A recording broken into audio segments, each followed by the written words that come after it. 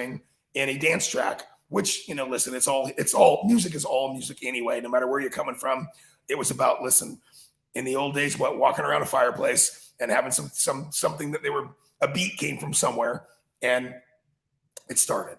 So in essence, our musical careers together have been 40 years apart, and now they just came together, and we're going to change the world. Oh my gosh, Shawn. I mean, you are such a jerk. You showed that song to me before we came on the air. I was like, I videoed the whole expression. I was like, "Ooh, I'm going to catch it on my phone." And oh my gosh. you Oh know, my gosh. I was absolutely, I mean, okay. So on my end, how I met Shawn, I mean, literally, he just, you know, it's like this. Shawn just popped up on my calendar. It was like, Shawn Pereira. I was like, okay, Shawn Pereira. All right. I'm interviewing Shawn Pereira. All right. me too. I had no idea who you were. And then, you know, I go back and I study and I kind of look people up before the interview and all that. And it says Shawn Pereira. Oh, okay. So he's got the #1 song. Okay. He's doing good. Okay. Let me listen to some of the music. And that's, you know, I was like, okay, get familiar with who Shawn is before he comes on the show. Great.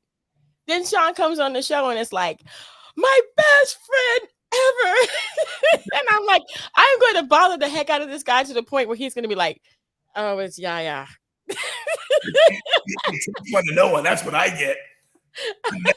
Everybody tells me there's no other human being that's supposed to be grown up where the kids say, "That's enough, Shawn." They tire us out, but I mean, I'm telling you, everybody knows it. I have to hear, "Hey, that's enough, Shawn. It's enough." So, but your energy matches mine, and I think it takes, you know, two peas in the pod that understand each other from many perspectives, very seriously and very lovingly and happily. But that's who we are anyway, and we already were. So when you get those, you know, two energies together, it's a very, very rare and fun thing, because you usually don't see two eagles flying together. You know, they usually soar in their own space. But since we both understand, you know, this quality of life is to be shared, we're able to share that space. And boy, that air is nice and clear up there. It is. It's really nice and clear. And I mean, okay, so we did the interview, and then all of a sudden it was like, you know, he was like, oh, stay in touch, this and that and that. I mean, I got text messages from Shawn that were like, hey, that. And I'm like, oh my gosh, that was just today. He was like, yes, yes. So we made that connection. It was so cool. And I believe it was like within that couple of days that we first met. Am I right? I took myself out to a restaurant. You I did. sat down and I kind of had my back to everybody.